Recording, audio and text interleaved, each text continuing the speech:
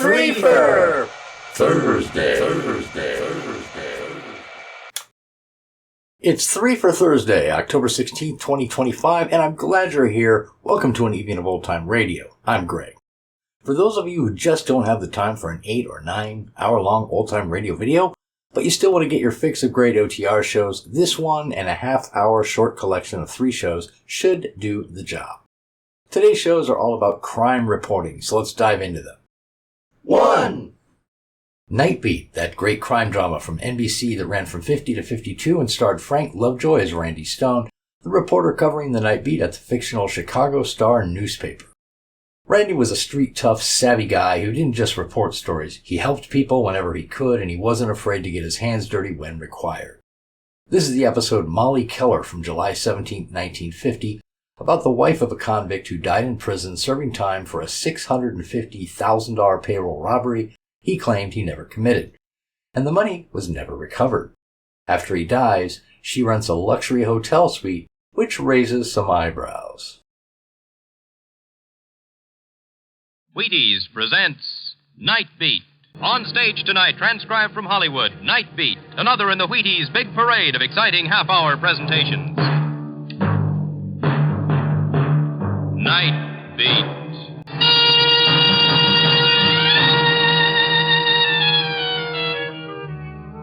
Hi, this is Randy Stone. I cover the Night Beat for the Chicago Star. My stories start in many different ways. This one began with greed and fear and ended when 2 men started out for murder. Night Beat, starring Frank Lovejoy as Randy Stone. If you don't mind, Wheaties and I are going to talk to 4 little boys in Philadelphia for a moment. Their names are Dennis, Donald, David, and Dean Joost. And their father's name is Eddie Joost, champion shortstop of the Philadelphia Athletics. Boys, I hear you all eat your Wheaties along with Dad in the morning, and I think that's swell. Because Dad needs that Wheaties energy to help him get through the old ball game, the way he hustles when he's on the field. We sure wouldn't want him to skip his Wheaties, would we? And it could happen. He's a pretty busy man. So keep setting him a good example, won't you? Keep eating your Wheaties and milk and fruit, and keep Dad eating his. Just tell him this if he happens to forget. Say, Dad, see how Wheaties at 7 can help at 11, huh? Thanks, boys. Thanks a lot.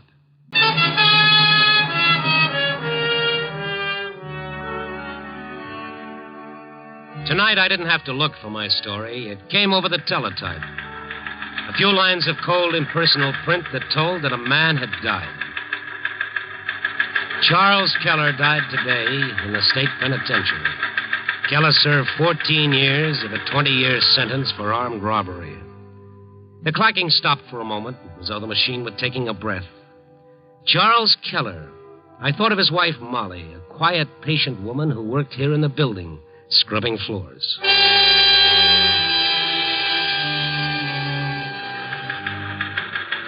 Then the teletype started up again, writing a finish to a man's life.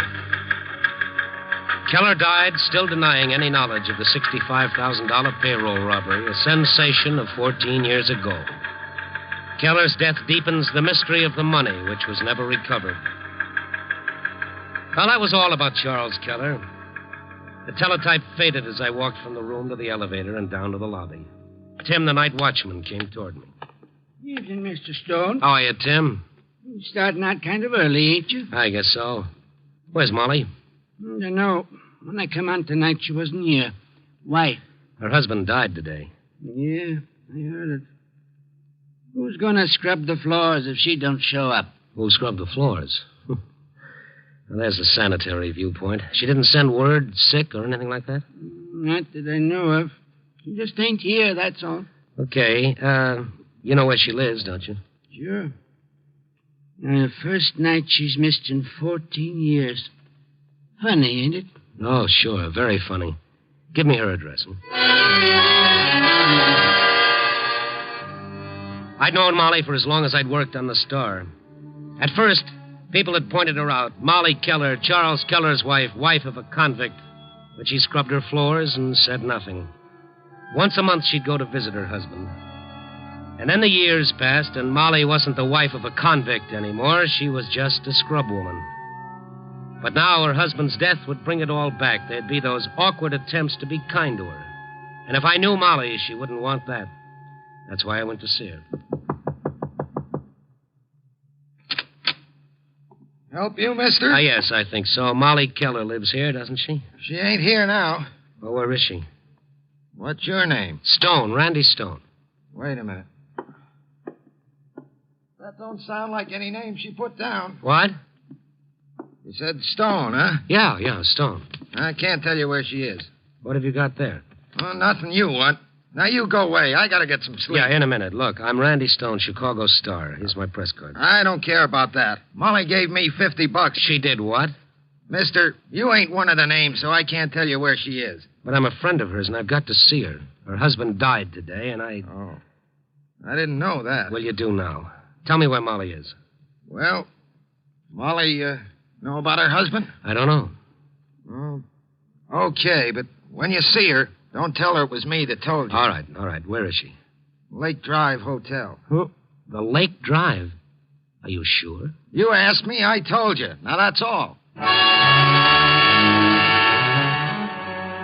The Lake Drive Hotel, swank and plush. Visiting royalty had to show their crowns before they could get in. So I went there. I walked through the lobby, past the diamonds and the furs, and up to the desk where a clerk with a Harvard accent and a Vassar personality looked me over. May I help you, sir? Yes, I think so. I'm looking for a woman named Molly Keller. Is she registered here, sir? I don't think so. Molly Keller is, she's a scrub lady. I beg your pardon. A scrub lady, one of the great army of working people. I suggest you try the servants' entrance. You forgot the sir. If you'll excuse me. Yes, this is important. I want to find Molly Keller. The servants' entrance? You're wasting the springtime of your youth repeating that. Now, all you have to do is go to the phone and check with the employees department, find out if there's a Molly Keller working there. Very well. One moment, please. Thank you. Hello. This is the desk. Is there a scrub woman working here named Molly Keller? Thank you. Well? There's no one here by that name. Maybe she used the name Mrs. Charles Keller. Sir? Mrs. Charles Keller. But we have a Mrs. Charles Keller registered here. Registered? Certainly. In the Royal Suite. The Royal Suite? When did she check in? Really, sir, I cannot give out information about our guests. Yes, all right. Will you call her or tell her I'd like to see her? One moment. I must check something first. I hate to see you patter back and forth on your delicate little feet. What's up now? Your name, sir? Stone, Randy Stone. Well, I'm sorry, sir. That is not one of the names Mrs. Keller gave me. She gave you a list of names, too? No one but these three men were to be shown up under any circumstances. Well, ask her if she'll see me, Randy Stone. She knows me. Very well, sir. One moment. The clerk went to the desk phone. I told myself the woman in the Royal Suite couldn't be Molly Keller, not at $100 a day plus tips. I half expected the clerk to come back and tell me Mrs. Charles Keller didn't know me. Mrs. Keller, there's a gentleman here to see you. No, not one of the three. Well, he says his name is Randy Stone. Yes, Mrs. Keller, I'll send him up. Mrs. Keller will see you, Mr. Stone. The Royal Suite is 4A. The elevators are in the alcove to your right. Thank you. The elevators, sir. Oh, thank you. I'll walk up. The air might clear my head.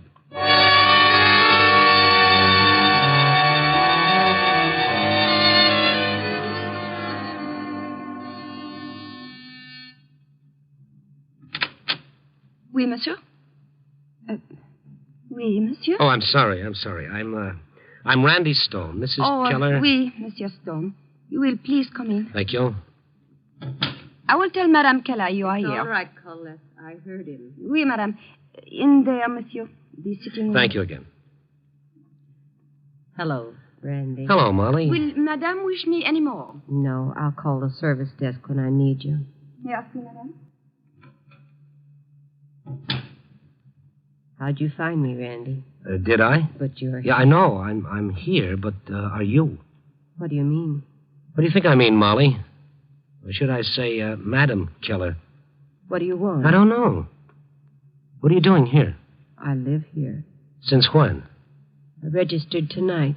Uh-huh, that clears up the whole thing. You just walked in here and registered at $100 a day plus a French maid. What is all this? Please go, will you? Yeah, in a minute.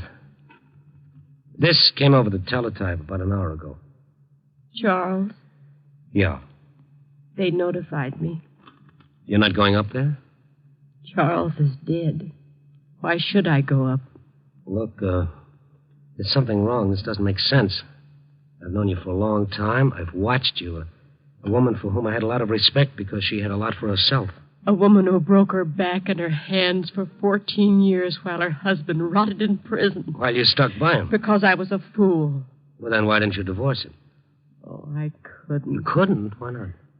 Please go now. Don't ask any more questions. Why not, Molly? Why are you afraid to have me ask questions? What do you want, a story? No. Get out. Molly, What? where are you getting the money for all this? It's got nothing to do with you, Randy. But it has everything to do with you and your husband. He's dead. Molly, that money from the robbery, the $65,000. Leave me alone. You know where it is, don't you?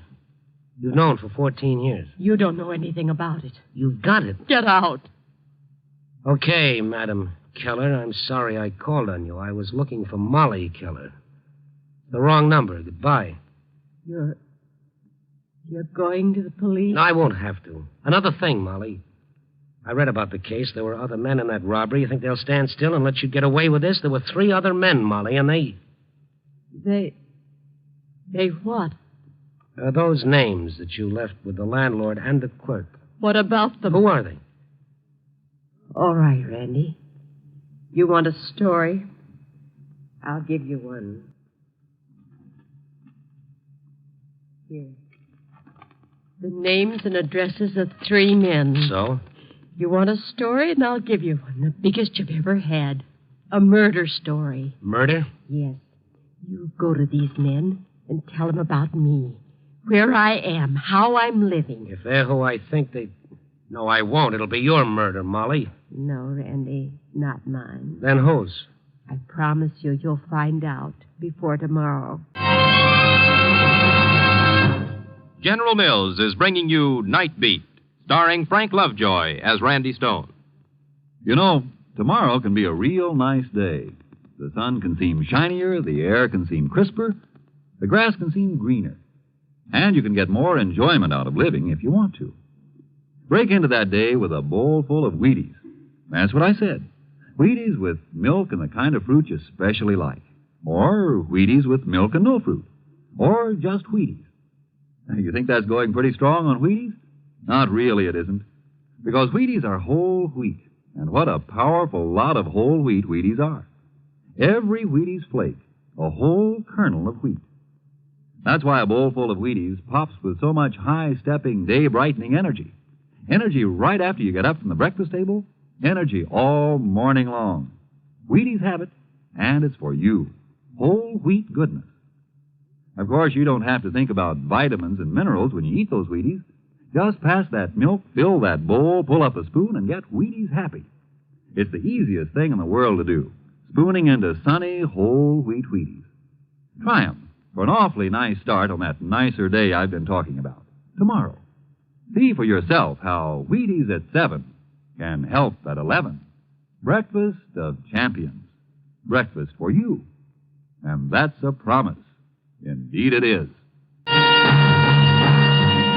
And now back to Night Beat and Randy Stone. That was all I got from Molly, a piece of paper with the names and addresses of 3 men written on it. I left her, I headed for the street, and I walked around thinking. A couple of times I started to toss away that paper, but it stuck to my fingers. A couple of times I headed for the precinct police station and stopped. What did I have? 0. What could I get? A story, she said. Okay, Molly, let's see. The first address took me to a Harry Campbell, a gimlet-eyed pool hall tout. I interrupted his game. Newspaper, huh? Well, what gives? Let's get away from the table. Say it here, Mr. Stone, ain't it? Uh-huh. Okay, go ahead. 9-ball, corner pocket. This is about $65,000 and Charles Keller. You missed the shot, Harry. It was an easy one. Yeah. Take my cue, Eddie. I got something to do. Yeah, sure. Study. Okay, you, come on. Now, what was that you said? $65,000. Keep going. 14 years ago, there was a payroll robbery. The money from it was never recovered. Somebody has it, Harry. Why tell me? I thought you'd like to know. Why? Charles Keller said he didn't get the money. Oh, now, look, you come in here, give me a fast chorus about 65 G's I don't know nothing about. But you're interested. Anybody's interested in that much dough. That's what I mean. What's your angle, Stone? How come you found me? How come you knew where to find me? Molly Keller told me. You don't know her, huh? No. Well, I thought maybe you did. Anyway, I interviewed her at her suite at the Lake Drive, and Where?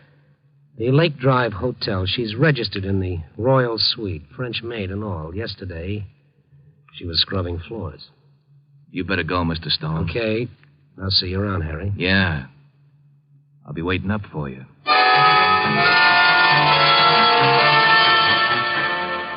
Name number 2 was Bob Olson. He wasn't home, but I located him in an all-night beanery. He was behind the counter. What'll yours be, mister? Coffee. Sure.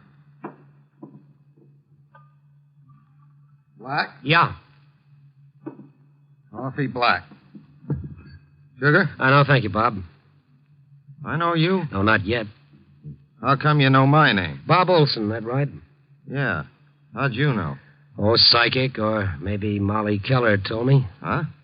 I just come from Harry Campbell. I don't know him. Nor Molly Keller? Never heard of her. Mm-hmm. You just don't know the right people, Bob, or you'd know all about $65,000. Bob Olson played it straight, too. But there was the same look in his eyes I saw in Campbell's. Hard and nasty. I left him with the same information I'd given Campbell. And then I headed for the third name on the list, Jim Humphreys.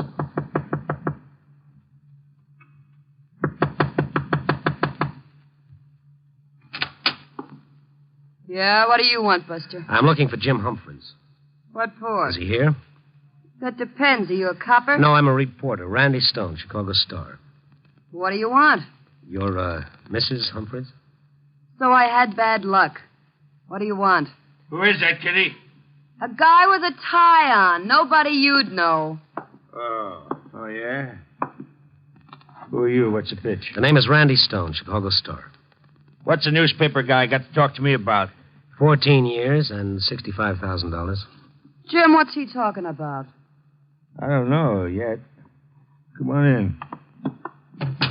Kitty, What? get in the other room, close the door, and stay there. Listen, I want to know what's Shut going up. on. Now, go ahead. Get in the other room.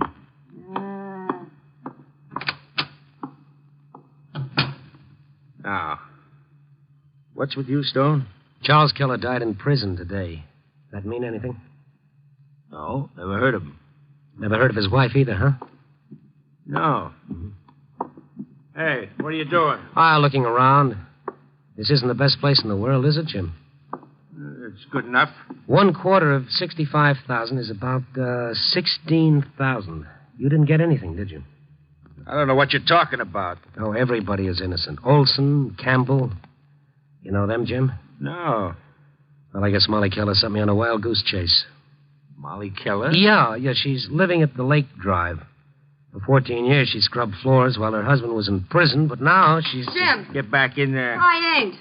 You heard what this guy says. The Lake Drive Hotel. She's living there. You flathead, shut your trap. I won't. Do you hear me? I'm telling you, get back in that room and stay in Me, there. I've been living in this crumb joint. Look at me. Mister, you look at me. I am kidding. So I'm ugly, No, huh? not at all. No, I ain't. But I gotta live in this trap. Me, I could have had lots of things, but I ain't. I've been taking this guff because he tells me that someday... Keep it shut, I tell you. Keep it shut. I've been keeping quiet for long enough. For 5 years I've been keeping quiet because you told me that someday I... I told you. Now get out of here. Get in the other room. Now, wait a minute. Keep out of this, you. Kitty, you heard me. Just a bird in a cage. And not a gilded one. Mister, I don't want to hear nothing else from you. Now, you got a couple of seconds to get out of here before I slap you all over the neighborhood. Now, what do you say? Oh, it's clear. Okay, so long, Jim. Come back again, and I'll kill you. Well, there I had it. 3 men who knew about the robbery. who'd like to get their hands on the money, but who had to stay undercover and keep quiet until... Until what? The answer to that lay with Molly Keller, and I wanted the answer. 20 minutes later, I was back at the Lake Drive Hotel. This time, I didn't go to the desk. I slipped through the lobby, up the stairs, and down the carpeted hallway to Molly's suite.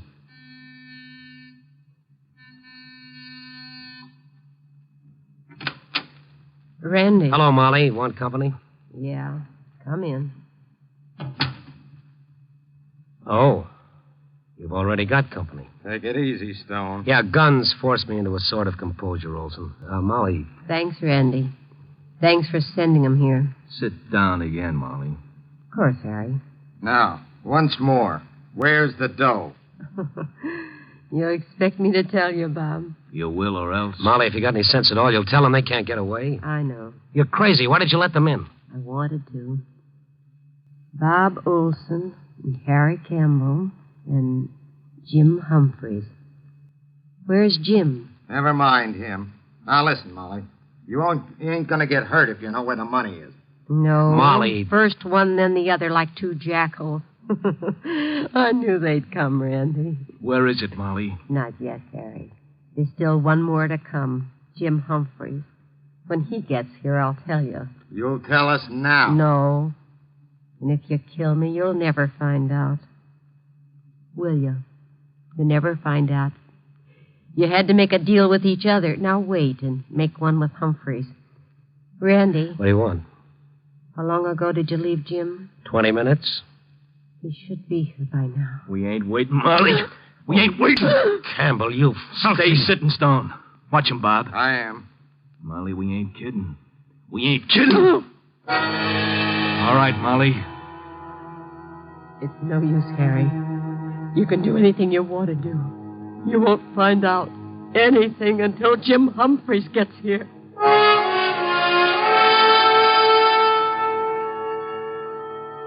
And there we sat, Campbell, Olson, Molly, and I, and the minutes ticked by. I watched Molly. She never took her eyes off the two men.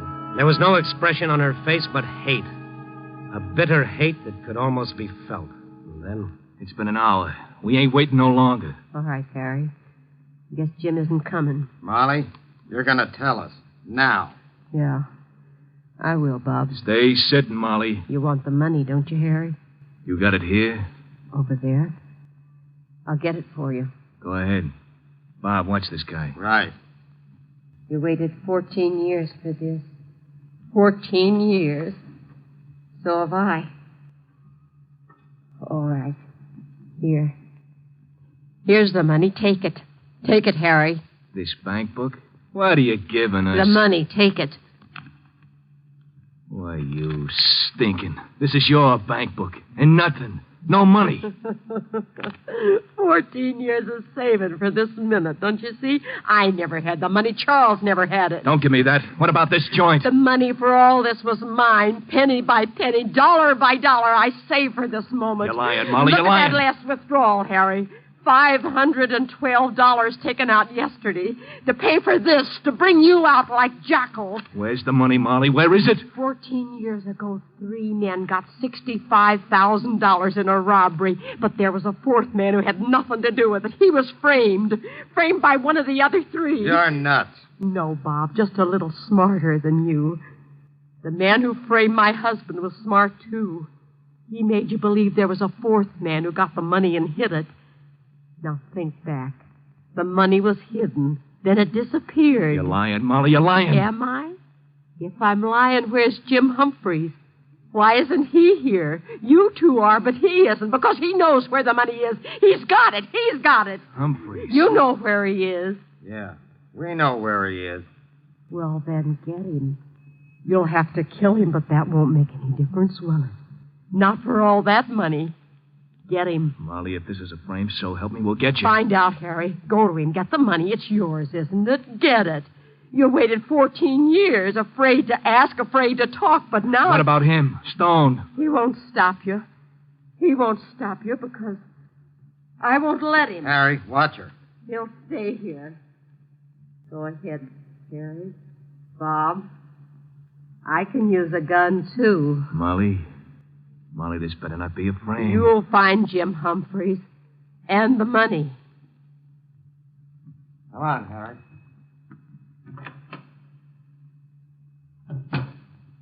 I guess you would shoot me, wouldn't you, Molly? If I have to. And this is my story? Yeah. Please don't get up, Randy. You're sending 2 men out to kill a third. Why? Because this is what can build up inside of a woman for 14 years. It'll help your husband, won't it? Don't come near me, Randy. So Jim Humphreys will be killed. What about you? You're as much a murderer as they'll be. And glad of it. Molly, give me that gun. Let me call the police. No. It's not too late. It's always too late. It was too late for Charles. He died. No one helped him because he had a record. No one believed him. It's not too late, Molly. Don't, Randy, don't. Killing will help, won't it? One man's death will bring back those 14 years, won't it? It'll make everything all right. Oh, sure, an eye for an eye. That's why the whole world is going blind. Kill or be killed. Live in a jungle. Shut up. Join the pack, Molly. Run with the jackals. You're crying, Molly. Why? Why? Let me alone, Randy. Molly, I'm going to the phone, and I'm going to call the police. No, don't. You can shoot if you want to. Oh, please. Please don't, Randy. Take your choice, Molly. Be like those two who just left, or be yourself. I know what I want. What I've waited for. Yes, 14 years you've waited. It's a long time, Molly, a long time to build up an act of violence. One that can't bring back a single day or change a minute that's gone past. You got what you want. Those 3 men live in fear and hatred, mistrust and suspicion. Now tonight you gave them in 1 hour the bitterest pill they could swallow, the realization that they've wasted 14 years. You didn't. You knew. That 1 hour is all you need. Go ahead and shoot if you want to, Molly. Hello, get me the police, quickly. All right, Randy. All right. Welcome back, Molly.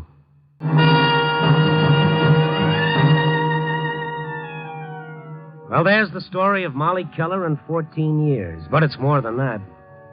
It's a story of people. Mix them up all you want, put them in any situation.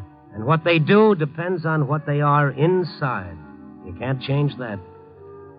Maybe it's all to the good. Gives a guy a starting point when he begins to wonder how things will turn out. For all of us. Copy, boy. You are listening to Night Beat on the Wheaties Big Parade. And here's our star, Frank Lovejoy, with a string around his finger. What's that for, Frank? Oh, that's for Wheaties. I've got to get some before I go home. We're out. Out of Wheaties? Yeah.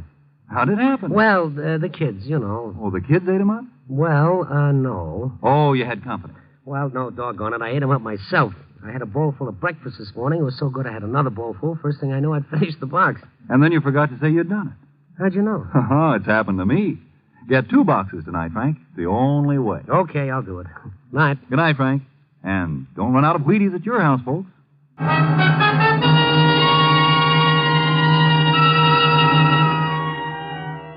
Night Beat, starring Frank Lovejoy, is produced and directed by Warren Lewis and edited by Larry Marcus.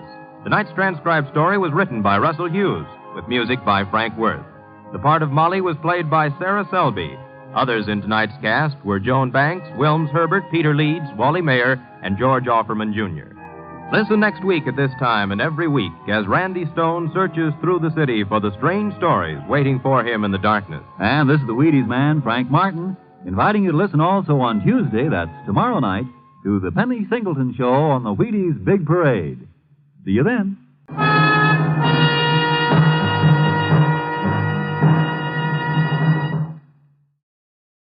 Two. The second show is from Casey Crime Photographer, which started out as stories in pulp magazines, then graduated to films and novels before becoming a radio series that ran from 1943 to 1955 under various names. It starred Matt Crowley as the title character, who with the help of Ann Williams, played by Jan Miner, solved a lot of crimes and then told about their exploits at the Blue Note Cafe, their favorite jazz club hangout, with Ethelbert the bartender, played by John Gibson. This is the episode Hideout from August 28, 1947, about a couple on the lam with $100,000 from their most recent robbery who get in trouble with the greedy owner of their hideout. The Anchor Hawking Glass Corporation brings you Crime Photographer. Where are you going over Labor Day weekend, Tony? Well, Casey, I haven't any plans particularly. But everyone goes to see somebody over a Labor Day weekend. Everybody. Oh, I know, Ethelbert. I'm waiting for them. You mean everybody will come to see you? Excellent deduction, Casey. Yeah, but why should the whole world beat a path to your door? Why? I work for Anchor Hawking, the most famous name in glass.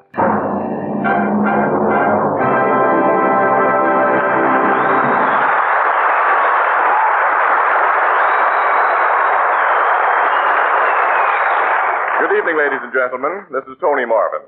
Every week at this time, the Anchor Hawking Glass Corporation of Lancaster, Ohio, and its more than 10,000 employees bring you another adventure of Casey, crime photographer, ace cameraman who covers the crime news of the great city.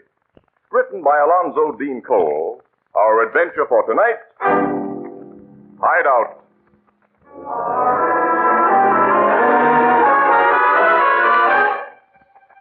Night. A street of old houses. Unpainted, unkempt, dirty-looking houses. A man and woman hurry along the street, watchful, furtive. In a shadowed doorway of one of the houses, they halt, and the man knocks quickly and softly. From inside the door... Who's there? The guy who phoned you an hour ago. Ed Bagley's pal. Okay. I'll open up. Be quick about it. I'm being quick. Hey, why the rods? Just want to be sure who you are, mister. You've come to the right house. My name's Bliss. The guys call me Creepy. You fit the description I got. Get inside, Doris. Okay. Close that door quick. And lock it, Creepy. You don't have to tell me my business. Oh. So you're tough Luke Davis. And wife. Yeah. Nice clean getaway you pulled after heisting that bank for $100,000, according to what I read in the papers. If the getaway'd been clean, we'd have been out of this town by now, not here. Don't worry. Old Creepy will hide you out. Got a nice room upstairs for you. I hope it's better than what I see down here and what I smell. Yeah. Don't you ever open a window? Neighbors and cops might see and hear things through open windows. Besides, I don't like drafts. They're bad for my cough. Go on, I'll take you upstairs. Come on, Doris. What I don't. You don't like it, sister? You don't have to stay. Hey, you two are traveling light. Nothing but that little satchel for both of you? Did you expect us to show up here with a couple of trunks after what you read in the papers? No, but the 100 G's you got from that bank should make quite a bundle. Fill a big suitcase, maybe. I'm wondering if you lost. We didn't lose it. You got to hid away, huh? Well hid. Yeah. Sure you brought enough dough with you to pay my rates? You'll get yours. Where's this room you got? I'm tired climbing. Here's the room. Oh, Luke, it's worse than those crummy ones downstairs. Stinks. Got a good strong door on it and heavy bolts. Also, it's an easy jump from that window onto the next roof. But more important, old Creepy's never bothered by the cops. They don't know he runs a hideout. They think he's just a poor, sick old man. Yeah, the joint looks safe, Doris. Anyway, we're stuck with it till the heat dies down. How much, Creepy? $1,000 a week. What? You lousy robber. 2 guys were killed in that bank holdup. 2 Davises are wanted for murder. Okay. $1,000 a week. Payable in advance. Give it to the rat, Luke. Here's your G. Meals is extra. What? Of course, you can go out to the restaurant if you want to take the chance. How much for meals? It depends on how expensive your tastes are. Folks with 100 G's stashed away will naturally want the best. Yeah, we get it. But be careful, Creepy. I'm a guy who explodes under pressure. Don't put it on too hard.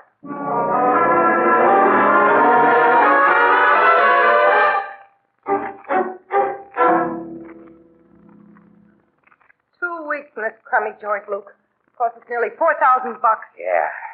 $25 a piece for the lousy horse meat he calls steaks, $2 a bottle for beer that cost him 2 for a quarter, and $1 for a 5-cent newspaper. I'm fed up. So am I. Most of all, I'm fed up with this dirty, stinking room.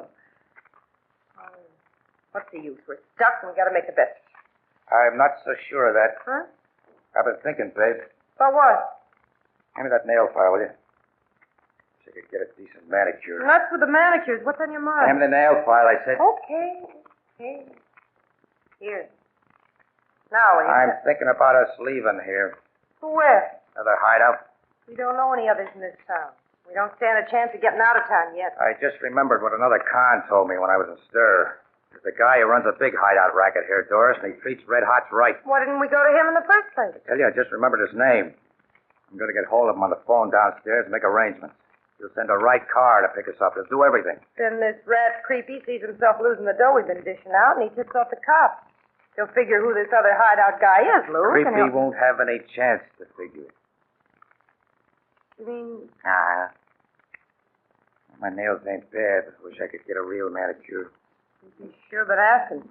I'd say he has. Like, coming upstairs and bringing that hooch you wanted. Yeah. He's going to make us a present of it. No noisy shoot. Of course not. Open up, Davis. I brought your whiskey. Okay, Creepy. Come in, Mr. Bliss. Oh, thanks. Good stuff I got you. One of the best blends on the market. You owe me $100 for the bottle. No, Creepy. That bottle's on the house. What do you mean? Hey, fire that gun. I'm bending this gat over your head. Oh, don't. Chiseling rat. Lousy chiseling rat. Let him have it plenty, Luke. He's had it plenty. You sure he's finished? We don't want him talking. He'll never talk to anyone again. Go through his clothes and find the dough we paid out to him while I go downstairs to his phone and make a deal for a real hideout. You better open a window down there and let in some fresh air. Yeah. I'll be glad to get out of this smelly place.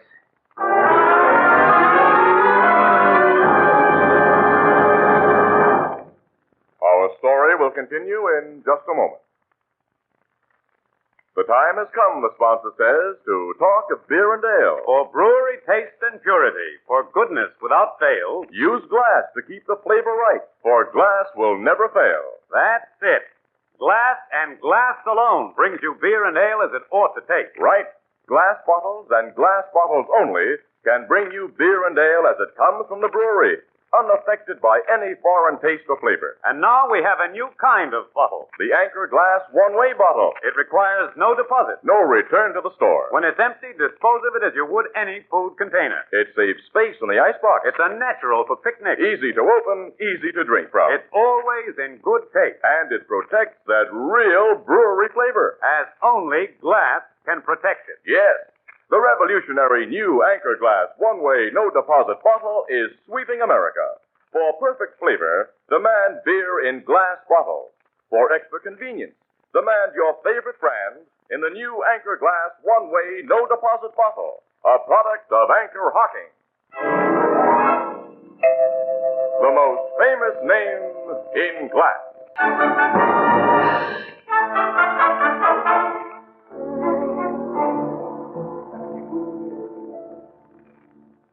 The body of this character, Creepy Bliss, was found this morning because a cop was very observant, Miss Williams. I'd like you to mention that in your paper. Well, don't I always put in a good word for you cops, Captain Logan? When I have the opportunity. Yeah, the trouble is, Logan, you guys give us so few opportunities. That comedy, Casey, is strictly Joe Miller. Okay, pal. Well, what did your observant cop observe? And a downstairs window was open. Bliss never opened one, summer or winter. Oh, that's why this joint smells like a glue factory. Yeah. Well, the cop was familiar with Bliss's habits. He investigated the open window and found Bliss with his head bashed in. Otherwise, the murder might have gone undiscovered for weeks. When was his head bashed in? About 10 o'clock last night. Any idea who did the bashing? We're sure Luke Davis did it. Davis? You mean the bandit who held up the bank 2 weeks ago? He and his Moll Doris had obviously been hiding out here. They found their fingerprints all over the room where Bliss was beaten to death. Well, then Bliss ran a hideout. That's the picture, Casey. And he ran it pretty smart. We cops never had him under suspicion. He ran it so smart that apparently the gang in control of the hideout racket here wasn't wise to him. He wasn't a member of the gang. I don't think so. Hmm. I've heard just one guy bosses the hideouts in this town. That's my dope in the situation. Well, you've never been able to learn much about the hideout boss, have you, Logan? No, he's the toughest of all racketeers to find out about, Miss Williams, because he's the one crook other crooks don't squeal on. Yeah, for the very good reason, Annie, that every crook figures that he himself will need a hideout eventually. He wants to be on good terms with the guys who can provide it. Yeah. Now, Luke Davis and his girlfriend probably made a connection with the big hideout operator before they left here last night. Luke left some fingerprints on the telephone. There's no way of tracing the calling, eh? Miss Williams, only amateur detectives in crime fiction can trace local calls when a phone isn't tapped. The phone companies can't do it, and neither can we poor professional cops. Mm-hmm. So Luke Davis and his wife have made another getaway. Yeah. And we probably won't catch up with them until they figure it's safe to come out of hiding and try to blow town. Well, if they could be found right away, it'd be front-page stuff. And big. I'm so sorry I can't oblige you two with something immediate. You've found nothing that might be a possible lead to where the Davises went from here? Another thing. Oh, you know you can tell us about holdouts, Captain. We keep them strictly off the record. I'm not holding out anything on you, Miss Williams. You've heard all I've learned about this thing. Of course, you've been in touch with Barney Rubin, huh? Oh, sure. I got nothing from him. Well, now, who's Barney Rubin? Well, Annie, altogether off the record. He runs a joint on the west side called Barney's Bar. It's a crook hangout, and when Barney hears interesting things, he passes them along to Logan and a few other guys that he trusts. Ah, a stool pigeon. Well, more a undercover guy, I'd say. Barney never's been a crook himself. That we know of. I don't know. I've always figured him on the level, pal. Well, he's been very helpful at times. Well, if he's not a crook himself, how come crooks trust Well, him? Barney's brother, you see, Annie, was a big-time racketeer. And he and his mob used Barney's bar as a hangout. The brother was cut in two by machine gun slugs in one of those sweet gang double crossings 5 or 6 years ago, and Barney turned very sour on old gunmen. Outwardly, though, he remained on good terms with the cookies that he'd met through his brother's connections, but on the QT, he's done him a lot of harm. Now, this is strictly off the record, Miss Williams, and you forget you heard it. Sure, Captain Logan. Well, let's get back to the paper, Casey. We've got everything here there is to get. Yeah. See you later, Logan. Okay. So long, Captain. So long, Miss Williams. Well, Annie, I'll drop you off the office. Leave these pictures I took with Tate in my department. Oh, where are you going? Well, nailing Davis and his moll will make a big yarn, Annie, if it breaks soon. So, before some other newspaper mug gets the idea, I'm going to see Barney and make a deal for an exclusive tip if he hears some interesting information.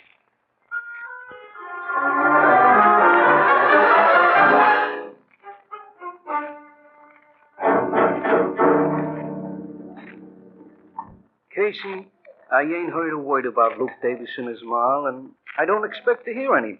Them red hots is from out of town, you know, when the mobs around here ain't acquainted with them. Yeah, well, what I'm asking you, Barney, is this, see?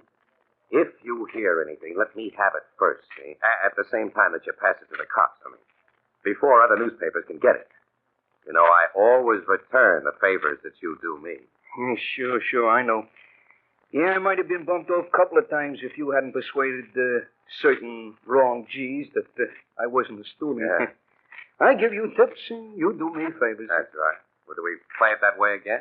Why not? But like I say, I can't hope for a thing on them two Davis red hots.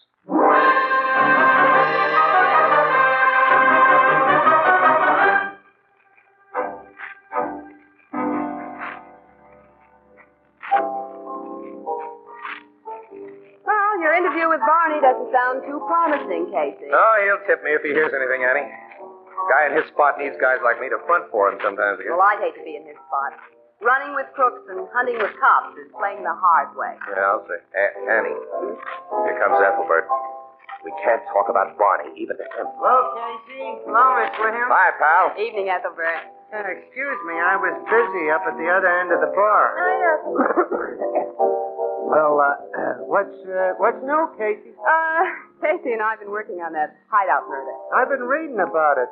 The cops are sure Luke Davis and his wife did the job. Huh? Yeah, it's open and shut. Why do you suppose they killed the guy who'd been hiding them out?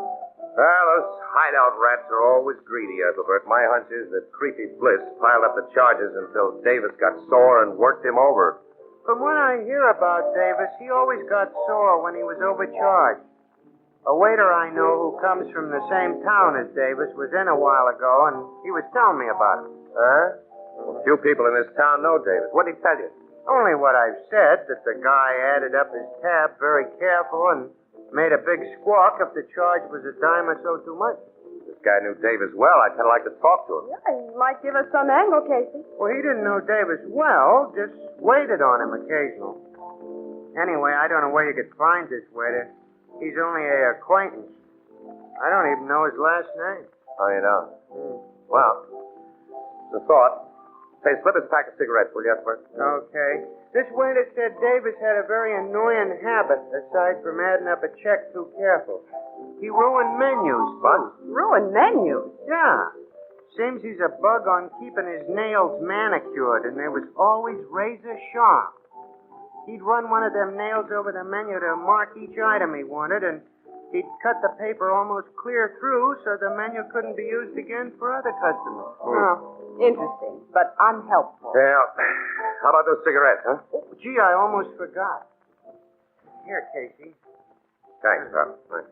This waiter said Davis ruined phone books the same way. What, phone books? The underlining numbers he was going to call. As Annie. Casey. His nails was also hard on Hey, wait a minute. tablecloths and Annie, come on. napkins. Hey, where you going? Back to Creepy Bliss's joint. You've given us a tip, pal. And thanks a million. Oh, that's all right.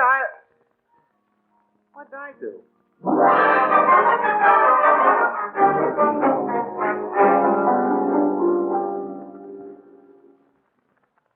Say, maybe Ethelbert's given you and Miss Williams something, Casey.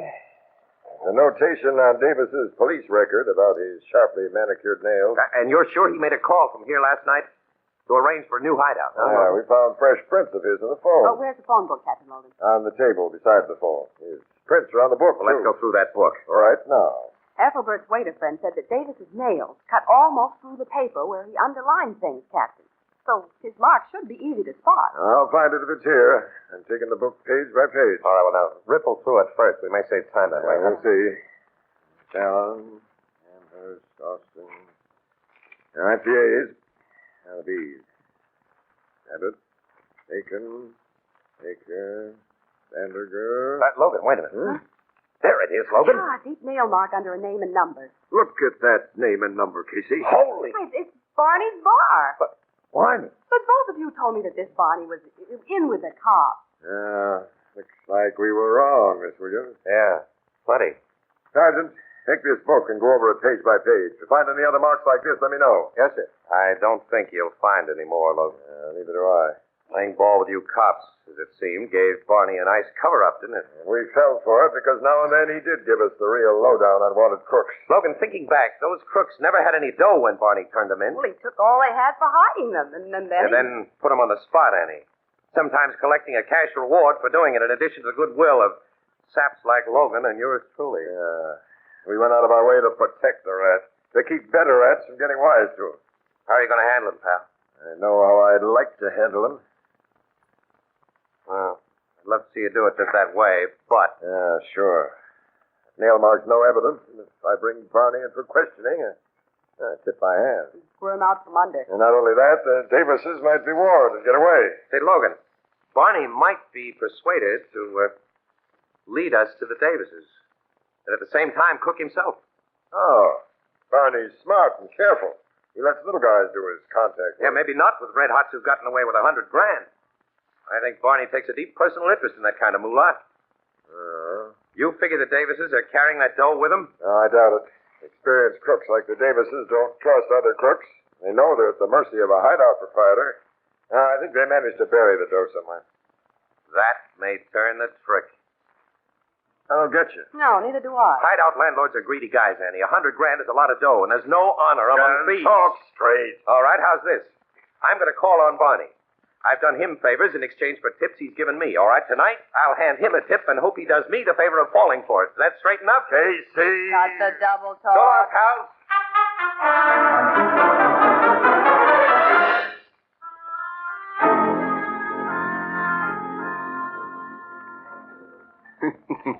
I didn't expect to see you again today, Casey. Well, I just dropped in on the chance you might have something for me, Barney. Not a thing, fella. I told you there wasn't much hope I'd get the lowdown on them Davises. Yeah. Well, I thought maybe, you know. I got a little new dope on them after I left you this afternoon. Yeah? Yeah, this is strictly confidential, Barney. I could only spill it to a guy who's aces with the cops, you know. Well, you know how I stand with them. Yeah, sure.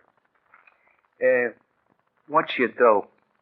Not that it'll mean anything to me. Well, Captain Logan tipped me that he has definite proof that the Davises are hiding out with all of that $100,000 on them. On them? Yeah. Didn't have time to stash it away before they went to Creepy Bliss's joints. $100,000 is a lot of dough. Must fill a big suitcase, huh? Yeah, it might. But a lot of folding money can be carried in a guy's clothes, Barney, and a lot more under a woman's dress. That's so. Look, keep this way under the hat, Barney. If the cookie they're hiding out with knew that dough was right under his nose, well, you can figure it easy. Yeah. Them Davises would be in a real bad spot if the hideout operator knew. That's right. Fortunately, of course, nobody knows except you and me and a few cops. Yep, that's the way it is. Well, I'll be running along, Barney. Maybe you'll have something for me tomorrow. I'll drop in. Yeah, you might be lucky, Casey. I might have something about them Davises. Yeah. Well, good night, fella. Good night.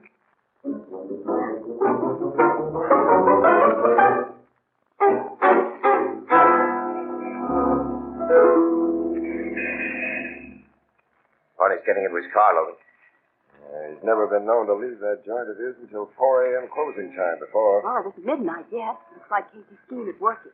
Yeah, well, he sure had me over a barrel. He said that dough should fill a suitcase. We don't even know whether Davises have any baggage with him at all. His car's starting. Follow him, Sergeant, and don't lose him. Okay, Captain. Now, Casey, we'll find out if your tip to Barney pulls a payoff.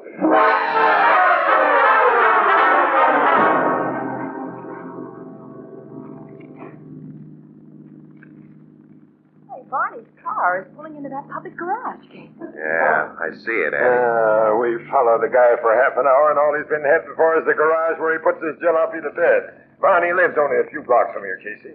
Maybe he got wise. We were tailing him, Logan. He didn't get wise. Our driver knows his business. What'll I do now, Captain? Now, drive out past the garage and park where we can keep an eye on it. Okay, sir. If Barney comes out, Martin here will follow him home and keep a watch on it. Even though Casey's big scheme is flopped, I don't want Barney out of sight for a minute. Well, look, he's out of sight right now, pal. Huh? Yeah, the big doors of that garage are wide open. When we passed it just now, I saw Barney go through a door in the back. Yeah, that's what I thought. Stop the car, Sergeant. Yes, sir. You'll find out where that door in the back leads to. Can't lead outside, Logan. The garage is built against a ledge of solid rock. Yeah, and it has 2 stories, Casey. There may be rooms in that second story, a hideout. Do you see any attendants in the garage? Only one guy. If this is a hideout, he'll be working for Barney. Now, all of you stay here. I'll go in and stop him from giving any signals. I'll go with you. You stay here. What? More than one guy goes in, the lookout might get wise and pull a fast one before you stop. That's right. Okay, you're right, pal. We'll stay behind and watch. Good evening, friends. What do you want?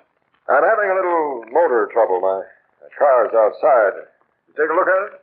This is just a storage garage, mister. We don't do mechanical. I want to find out what kind of work is done here. That's what I call a very sweet, fast job of quieting a guy. Logan, you flatter me, Casey.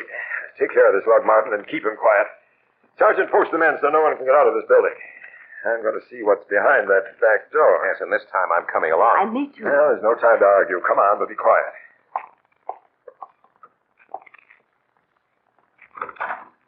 Yeah, the door's not locked. Barney was depending on that lookout. Stairs going up. The door at the top. Now, let's go. What do you mean? That's the only reason I came up here. That's what I'm trying to tell you, but you don't mind attention. Hey, that's Barney's I voice. didn't want to take any chances, so I dropped in to see if you and your missus was comfortable, Davis. Davis? Comfortable? I've been in cells that were bigger than this lousy room. Coffins is much smaller than this room. Nobody's going to put Luke and me in coffins, Barney, not for a long while. And it'd be too bad if somebody did, Mrs. Davis. You two ain't got so much to live for. Not much. $100,000. But it's going to be too bad. Hey, why that cat? Got a silencer on it, Luke. At the door, Casey. Together. Drop that gun, Barney. No. If you wanted that. You got him, Captain. Don't reach for your gun, Davis. I got that copper. I'll only reach for This thing! Annie! He's got this vision. in front of me, copper, and I also got my gun. Now we'll shoot it out on terms I like. Oh, yeah? Look out, Luke! You dopes always watch the guy with a gat and forget about the guy who hasn't any, Davis. This'll teach you to remember. Oh, Casey. That's what I call a very sweet, fast job of quieting a guy, Casey. You flatter me, Lawton.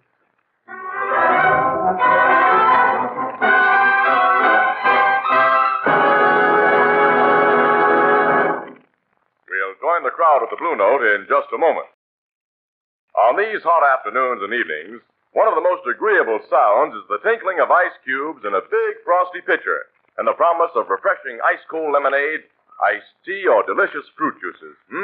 How good it tastes, and how wonderful it looks when poured from the new Sunburst Crystal Pitcher. Now, the Sunburst Crystal Pitcher is a radiantly beautiful 2-quart pitcher in the magnificent new kind of crystal the whole country is talking about and admiring. Why, it picks up light like a diamond and scatters it in 1,000 flashing rays. And here's the surprise. You can own one of these magnificent, sparkling Sunburst Crystal Pitchers for only 50 cents. Yes, only 50 cents, or slightly more in distant cities. So look for it tomorrow in the windows and on the counters of the retail stores of America. Sunburst Crystal is a product of Anchor Hocking, the most famous name in glass.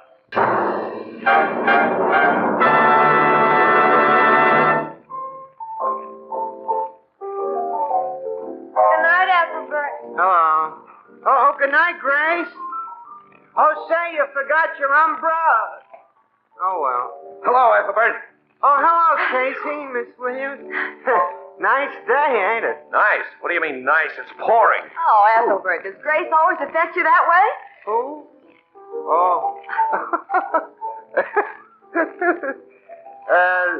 Not to change the subject, your paper said that hideout case is all cleared up. Oh, if you read it in the Morning Express, it's true. Yeah, the cops even found the $100,000 bankload. On the Davises, where Casey told Barney it was. Yeah, that was when I thought I was pulling a fast one. Oh, Ethelbert, look who came in the door. Oh, Grace. Walter, bring the mop.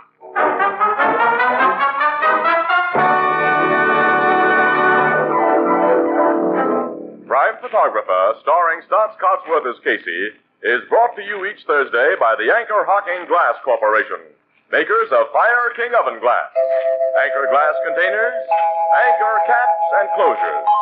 All products of Anchor Hocking, the most famous name in glass.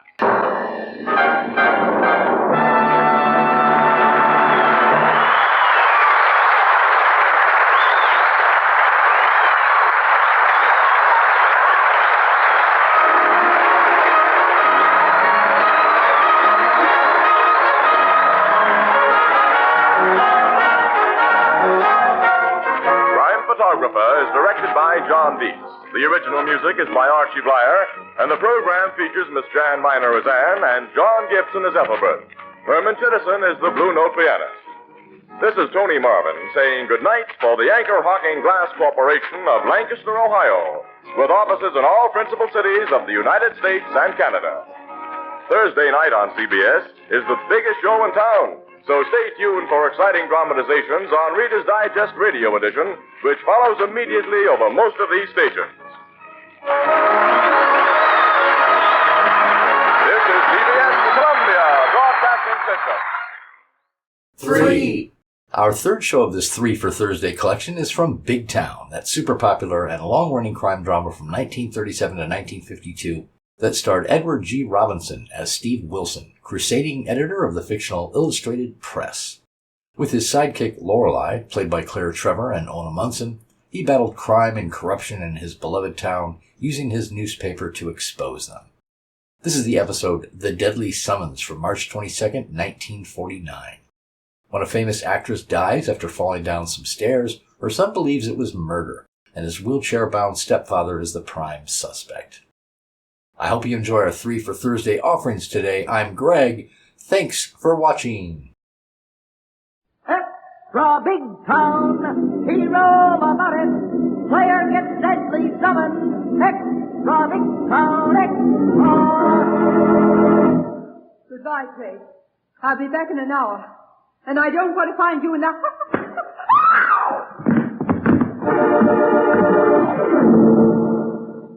Miss Kilburn of the Illustrated Press? Yes, who's calling?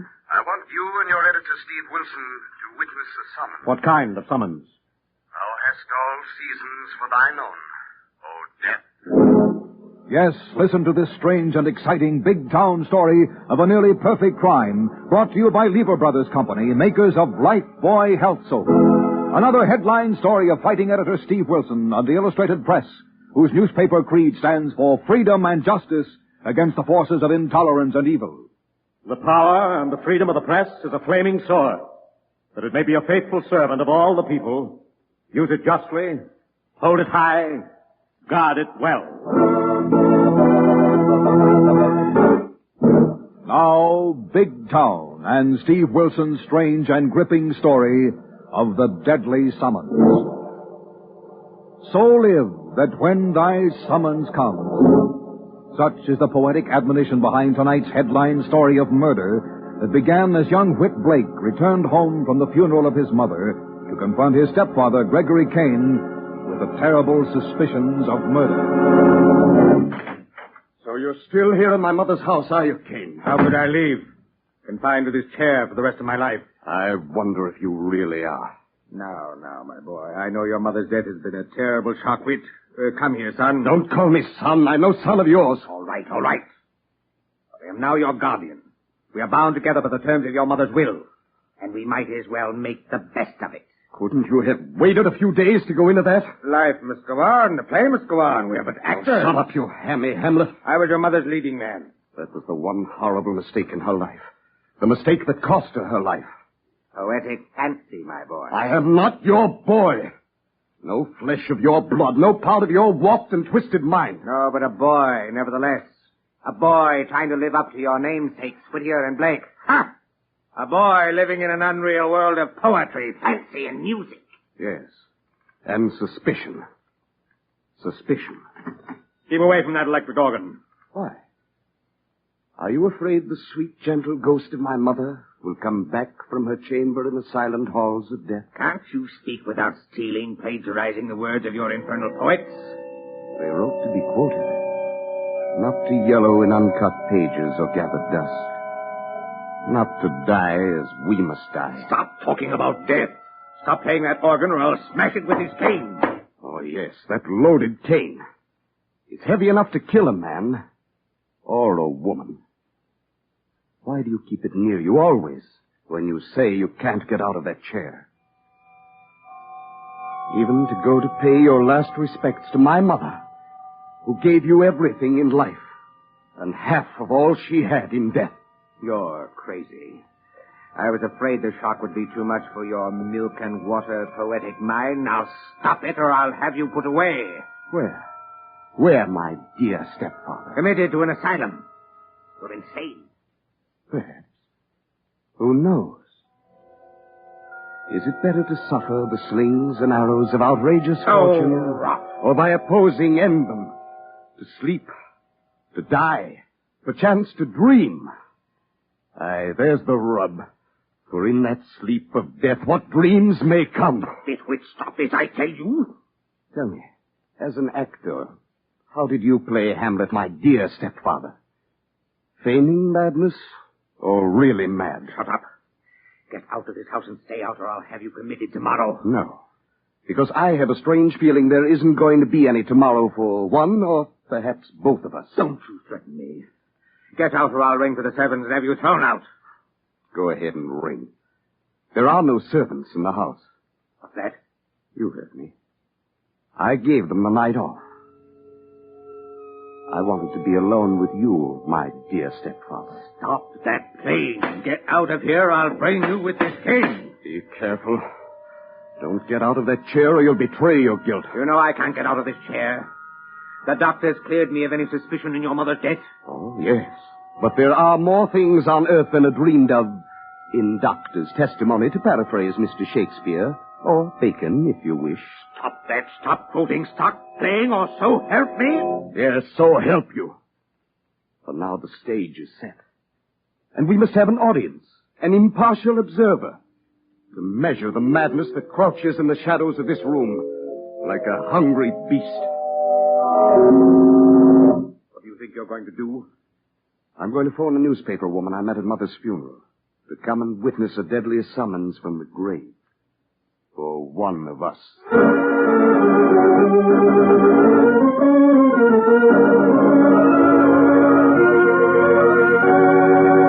Hi, Steve. You got a minute? Always for you, my lovely. Come in. Thanks. Where have you been? I've been to a funeral and digging in our morgue file on the deceased. Whose funeral, and what did you find? The rather surprising death of one of our first ladies of the theater. Oh, Elizabeth Blake, oh yes. Fell down a flight of stairs in her townhouse. Uh-huh. And that strikes me as rather odd. How so, Lorelei? Lots of people are killed by accidental falls. But Elizabeth Blake was an actress, trained if necessary to fall down flights of stairs without hurting herself. Well, acting and actuality aren't always the same, Lorelei. What else has aroused your repertorial suspicion? What her son, Whittier Blake, said as he knelt beside his mother's grave. What did he say? He quoted from one of Shakespeare's plays, Hamlet, I think.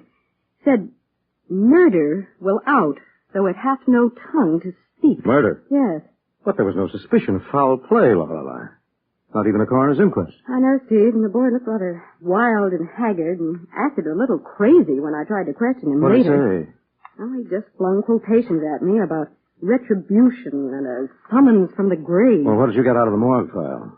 Plenty of stuff about his mother's stage career, but not much about her private life since her second marriage to an ex-actor named Gregory Kane. Gregory Kane, was he at the funeral? No, Steve, he's paralyzed. He stayed at the family townhouse. Young Blake hates him, and I think there's going to be more to this now that Kane will be his guardian. Well, it might be worth looking into, following up. Young Blake said I might have a chance soon. Yeah, just a minute. Steve Wilson, Illustrated Press. Good evening, Mr. Wilson. I'm told by your operator that a certain young lady, a reporter by the name of Lorelei Kilburn, is at present in your office. Yes, she is. Who's calling, please? Simply say, we met at my mother's grave. Oh. Just a moment. Lorelei. Who is it, Steve? It's Whittier Blake. Oh? You may have a chance to follow up that murder lead sooner than you thought. Golly, yes. Here, take the phone. Thanks. Hello? Are you still curious about my strange behavior at my mother's funeral, Miss Kilburn? More than just curious, Mr. Blake. Good. Would you come to my mother's house immediately, tonight? Yes, I could be there in 10 minutes. Why? I want you and your editor, Steve Wilson, to be witnesses. Witnesses to what? A summons, Miss Kilburn. What kind of summons? Leaves have their time to fall, and flowers to wither at the north wind's breath, and stars to set. But thou hast all seasons for thine own. O death. Steve, he hung up. What did you get? Well, an invitation in poetic double talk to witness a summons to be served by death. Good grief. That kind of summons calls for 2 witnesses. Get your so-called hat, Lorelei. Let's go.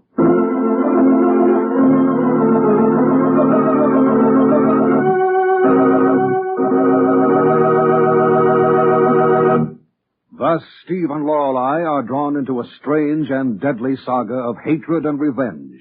And for the exciting developments, we'll return to Big Town in a moment. Lifebuoy gets skin cleaner. Lifebuoy gets skin cleaner. And the cleaner you get your skin, the surer you are of being fresh and attractive. So remember, Lifebuoy, with its purifying ingredient, gets skin cleaner. Stops BO as no other leading soap can. Here's what the doctors proved in 820 scientific tests. People took daily baths with different soaps. Doctors found that Lifebuoy does more than just remove the grime and perspiration you can see. Lifebuoy's purifying ingredient makes it more effective than any other leading soap against the invisible dirt that brings on BO. Lifebuoy's milder, too. Safe even for baby's tender skin. And you'll like the way Lifebuoy, made with costly coconut oil, bursts into quick white lather, even in hard water. Lifebuoy gets skin cleaner. Lifebuoy gets skin cleaner, keeps you fresh and attractive, protects you as no other leading soap can. Bathe with Lifebuoy every day. Get the big new bath size. Buy Lifebuoy right away.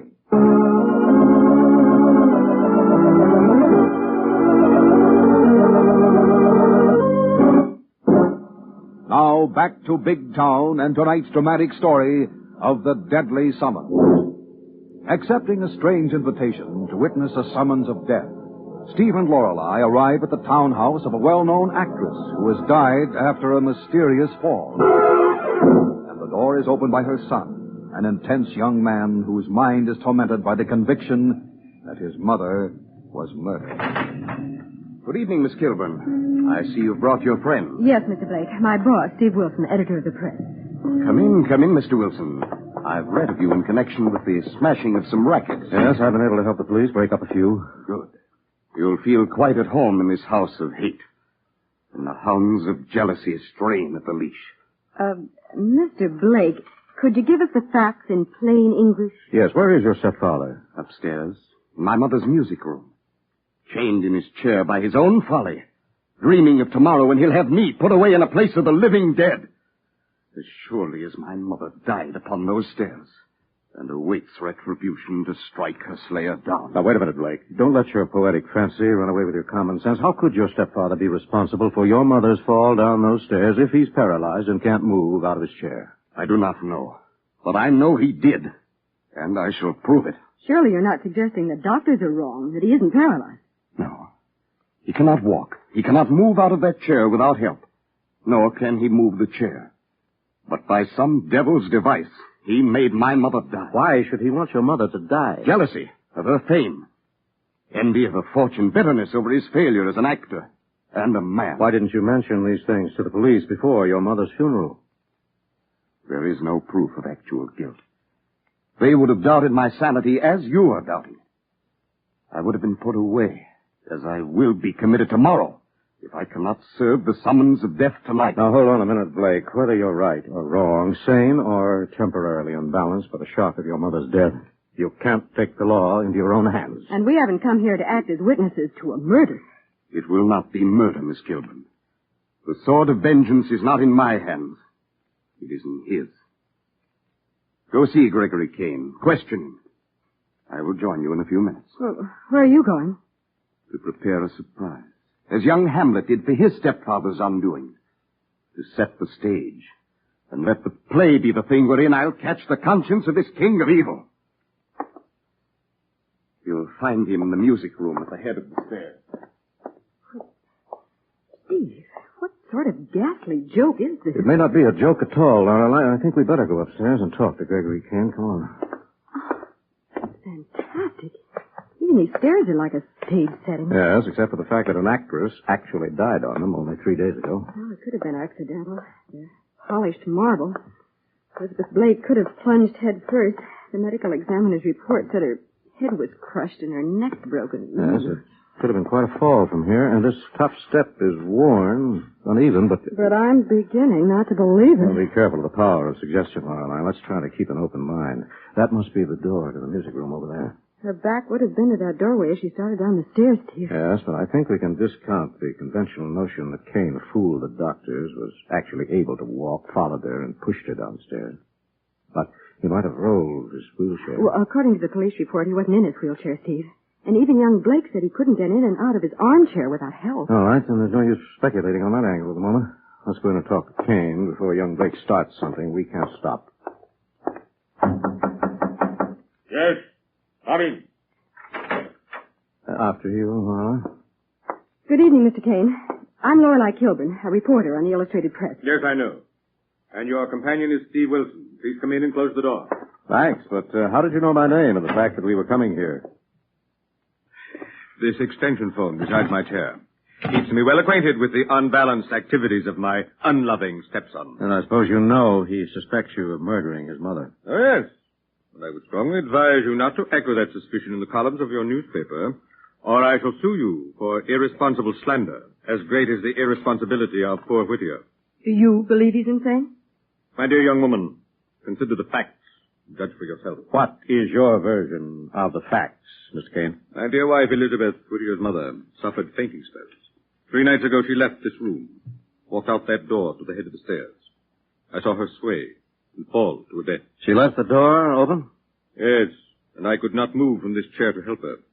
The servants were off for the evening, as they are tonight. I phoned her doctor. He came and pronounced her dead, and her death an accident. And the medical examiner agreed? Yes, and examine me and confirm my doctor's statement that I could not have moved from this chair to help or to harm her. I see. Good. So nothing more need be said, and I bid you good night. But, Mr. Kane, you know your stepson hates you. He believes that in some way you killed his mother and knows that you plan to have him committed to an asylum tomorrow. Yes, Miss Kilbourne? Aren't you afraid of staying here alone in this house with him tonight? No. I'm quite safe. I ask no help, no sympathy, no quarter. And I will give none. You seem to be a very bitter man, Miss Kane. Yes, Mr. Wilson, I am a bitter and a vengeful man. Would you mind telling me what put an end to your theatrical career? Put you in that chair? Helpless? I am not helpless. Any fool can walk. An ape can walk. It is the cold steel of the mind sharpened to razor's edge by adversity that is the measure of a man's power over other men and women. So you want power? I have power and wealth. And from this chair I can pull the strings that makes fools dance like puppets. No! No more. No more. Oh, heavens, what's that? That is Whittier, the young Hamlet, playing games. Whose voice was that, Miss Kane? The voice of my late dear wife, Elizabeth, Whittier's mother. But how? Undoubtedly a recording of excerpts from some of her repertoire plays. She did several on the radio. Are you quite sure? Yes. Or would your newsman fancy have it her ghost out of her grave and then... Oh, infirm of purpose. Wait a minute, Kane. Give me the daggers. The sleeping and the dead are but as pictures. 'Tis the eye of childhood that fears a painted devil. What's so funny? The stupidity of that idiotic boy. Wasting your valuable time. Bringing you here to watch me turn pale at the sound of my dead wife's voice, perhaps even arise from my chair in horror and betray the fact that I can walk. Confess my crime. Don't you agree, Wilson? What do you think of this? Since you ask me, and while we're quoting, I could say, methinks you doth protest too much, Miss Kane. Surely you don't think now that... the very witching time of night. Wait a minute, Kane. When churchyards yawn, and hell itself breathes out contagion to this world. Now could I drink hot blood and do such business as the bitter day would quake to look on. Soft now, my mother. Fool. He even distorts Hamlet to suit his own purpose.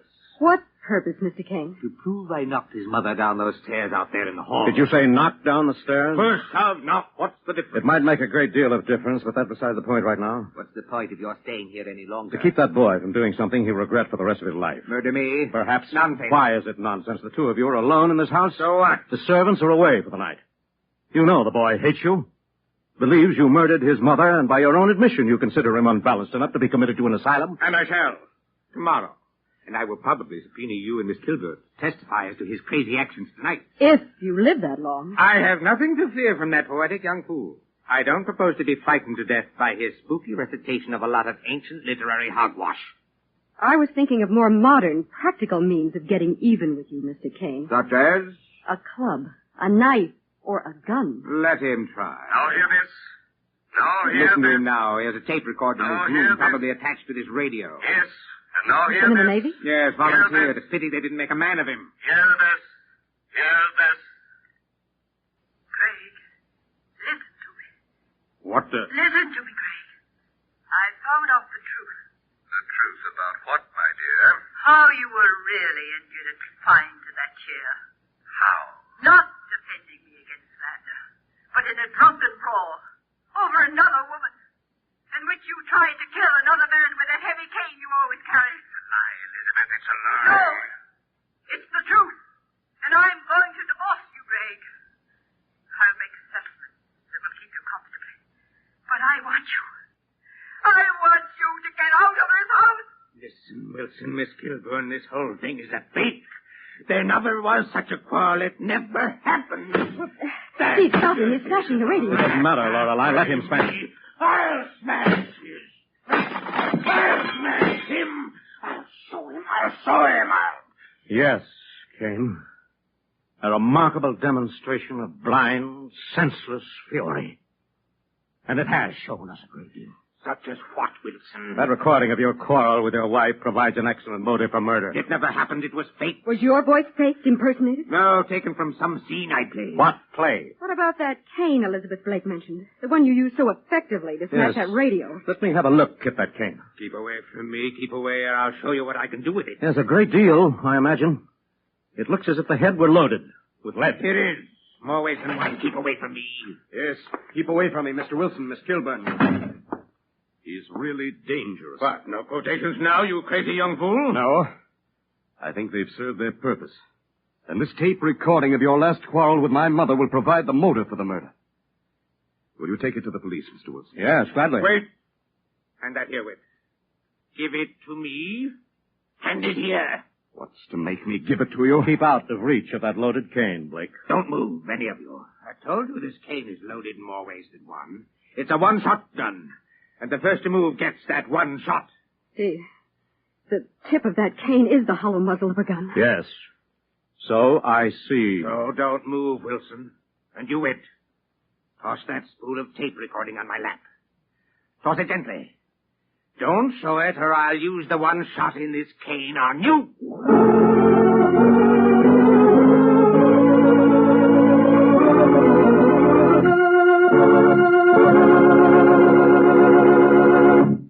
Thus, Steve and Lorelei and young Blake are faced with a strange dilemma. And for the surprising and exciting payoff, we'll return to Big Town in just a moment. Lifebuoy gets skin cleaner. Lifebuoy gets skin cleaner. And the cleaner you get your skin, the surer you are of being fresh and attractive. So remember, Lifebuoy, with its purifying ingredient, gets skin cleaner. Stops BO as no other leading soap can. Here's what the doctors proved in 820 scientific tests. People took daily baths with different soaps. Doctors found that Lifebuoy does more than just remove the grime and perspiration you can see. Lifebuoy's purifying ingredient makes it more effective than any other leading soap. That brings on BO. Lifebuoy's milder, too. Safe, even for baby's tender skin. And you'll like the way Lifebuoy, made with costly coconut oil, bursts into quick white lather, even in hard water. Lifebuoy gets skin cleaner. Lifebuoy gets skin cleaner, keeps you fresh and attractive, protects you as no other leading soap can. Bathe with Lifebuoy every day. Get the big new bath size. Buy Lifebuoy right away.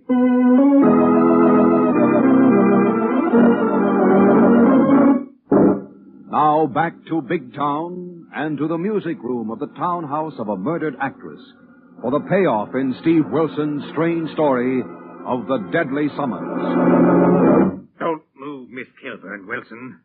I've only one shot in this cane gun, but I promise it to the first one who moves toward my chair. Now toss that spool of tape recording on my lap, Witch. You better give it to him, Blake. It's obvious he's quite desperate. Can't risk the police having proof of his motive for murdering your mother. Even with a motive, you have no proof I murdered Elizabeth. Stop calling my mother by that name. She's dead. You murdered her. You're trying to have me put away so you can have her money, this house, the power over other people you're always talking about. Yes. Now give me that tape recording. Give it to him, Blake. All right. But I'm not finished. Here. Now, I think you are, Wit. Now back up. Step back while I destroy this fake evidence. Why bother to destroy it, if it's faked? I'll not have the finger of suspicion turned on me by that moronic young upstart. You created more suspicion by your actions, Mr. King. I've done nothing but protect myself. And when I've destroyed this tape... Wait, my dear stepfather. Will all great Neptune's ocean wash this blood clean from my hand? Stop that bolting, you crazy fool! You better listen, Kane. I think your stepson is trying to tell you it's no use tearing up that tape recording. Why not? Because that isn't the tape recording I played through your radio a few minutes ago. So it's no use destroying it, or using that cane gun on any of us. Why not? It's killed once. Killed once? How did it kill once? You didn't fire it at Elizabeth Blake? You know I didn't. There was no bullet wound. But you did use it. The cane. Your tongue slipped, and you just admitted that much. You'll never prove it. Perhaps not. But shall I tell you how you did it with that cane? Prove it. Circumstantial evidence will prove it to the satisfaction of any judge and jury. How? I wasn't within 15 feet of her when she fell. Oh, but look at that radio you smashed with that murderous cane. What about it? The built-in aerial was torn out.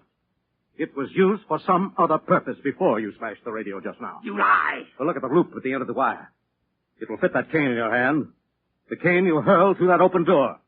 Struck Elizabeth Blake and knocked her down the stairs to her death. You lie. No, you murdered Elizabeth Blake with that cane. You pulled it back to your chair with that aerial wire. Put the wire back in the radio and called the doctor. So that's how he did it. I'll kill him. I'll kill him. Keep away from him, Blake. That's all. Meddling fool. Give me that deadly weapon, Kane. Let go of it.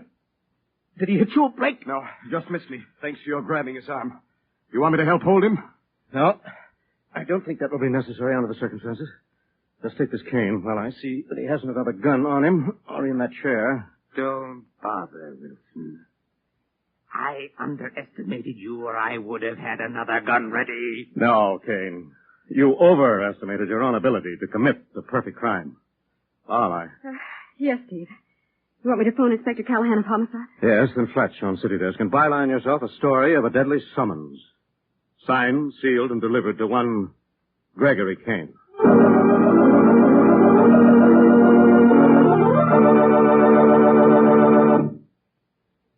Ladies and gentlemen, tonight you've heard the dramatization of an unusual crime from the front pages of the Big Town Illustrated Press. It was but one of the hundreds of so-called perfect crimes which failed. Not so much because of the brilliance of the police or of private investigators, but because all criminals are their own worst enemies and usually betray themselves. And that's especially true next week, when you'll hear the headline story of the Chill of Death. Yes, Lorelei, but right now I see that Mickey, one of my cub reporters, is here with something on his mind. Pardon me, Mr. Wilson. Yes, Mickey. Mr. Wilson, have you actually seen that report about Lifebuoy Health Soap? Indeed I have, Mickey. It's a remarkable document.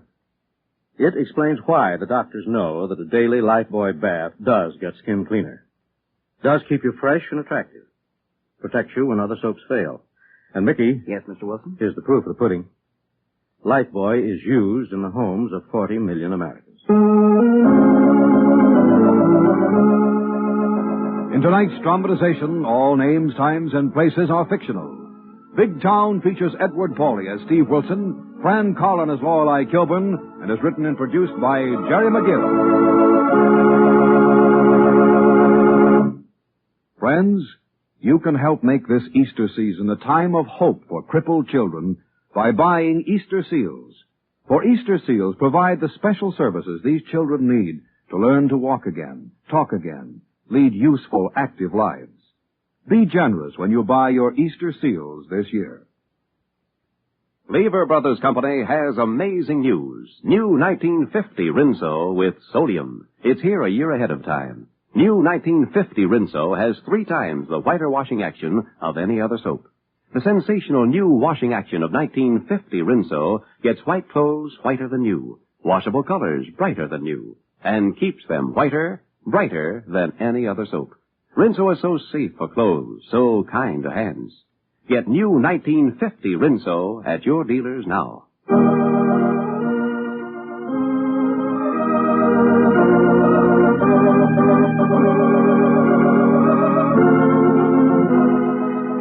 Be sure and be with us again next Tuesday at the same time when Lever Brothers Company will again present Big Town.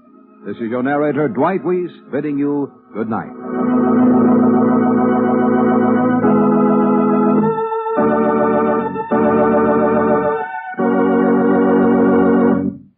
This is NBC, the National Broadcasting Company.